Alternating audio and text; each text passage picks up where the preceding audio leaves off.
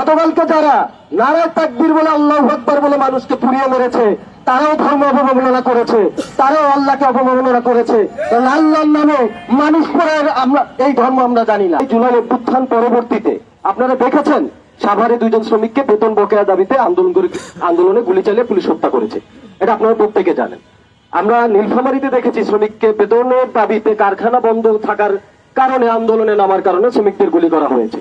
তাহলে একটা অভ্যুত্থানে সব থেকে স্বতঃস্ফূর্ত ভাবে যেই অংশটা জড়িত ছিল সেই অংশের কোন ধরনের ভাগ্যের পরিবর্তন না করে একটা নির্বাচনের দিকে আমরা আগাচ্ছি এবং আমরা অনেক গল্প শুনছি এবং বলছি যে আমরা পরিবর্তনটা আসলে চাই।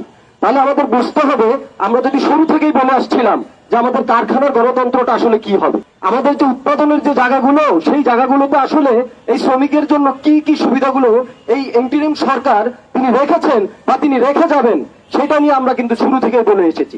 কিন্তু আপনারা দেখেছেন আবার বেহাতের গল্প, আবার আমাদের মন ভাঙার গল্প, আবারও হচ্ছে শহীদের রক্ত বিক্রির পায়তারা। আপনারা দেখেছেন যে এর পরবর্তীতে কতগুলো শ্রমিক সংক্রান্ত ঘটনা এইখানে ঘটেছে, এই বাংলাদেশেই ঘটেছে এবং আপনাদের চোখের সামনেই ঘটেছে।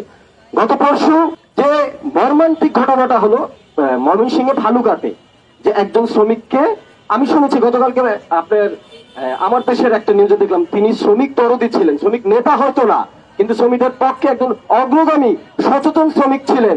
তাকে পদোন্নতি দেওয়ার বদলে তার পদ থেকে নিচে নামানো হয়েছে যাতে করে শ্রমিকের জায়গাটা আরো সংগঠিত না হয়। তাহলে একজন কারখানা কর্তৃপক্ষ গতকালকে র্যাব বলেছে যে আমরা জানি এইখানে মালিক পক্ষ দায়ী, পুলিশের কোনো দায় নাই।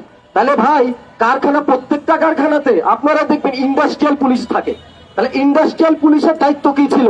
একজন নাগরিক আক্রান্ত হওয়ার পরে তাকে নিরাপত্তা দিয়ে ওইখানকার আইন শৃঙ্খলা বাহিনীর হাতে তুলে দেওয়া কি উচিত ছিল কিনা? তাহলে যখন ইন্ডাস্ট্রিয়াল পুলিশ বা ওইখানকার সিকিউরিটি ফোর্স ছিল তাদের মাধ্যমেও হাতে থাকার পরও আশ্রয় চাওয়া একটা মানুষকে কিভাবে এরকম একদল জানোয়ারের হাতে তুলে দেওয়া হলো পিটিয়ে মারার জন্য এবং পোড়ায় মারার জন্য? আপনারা দেখেন, আমি বলবো গতকালকে যারা নারায়ে তাকবীর বলে আল্লাহু আকবার বলে মানুষকে পুড়িয়ে মেরেছে, তারাও ধর্ম অবমাননা করেছে, তারাও আল্লাহকে অবমাননা করেছে। আল্লাহর নামে মানুষ পড়ার আমরা এই ধর্ম আমরা জানি না, আমাদের জানা নাই এই ধর্মের বিষয়, যে ধর্ম মানুষকে প্রকাশ্যে দিবালোকে গাছের সাথে ঝুলিয়ে পড়ানো হয়। এইখানে ওই গাছটাকেও পড়ানো হয়েছে, ওই মানুষটাকেও পড়ানো হয়েছে। আমরা এই পোড়াপুরির রাজনীতি থেকে বের হইতে চাই ভাই। আমরা পোড়াপুরির রাজনীতি চাই না, আমরা বিগত দিনের যে রাজনীতি সেই রাজনীতির এস্টাবলিশড হোক, আমরা এটা চাই না।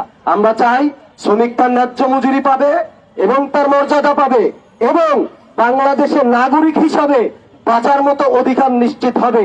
তেমন বাংলাদেশের জন্য জাতীয় নাগরিক পার্টি এবং আমাদের জাতীয় শ্রমিক শক্তির লড়াই অব্যাহত রাখবে।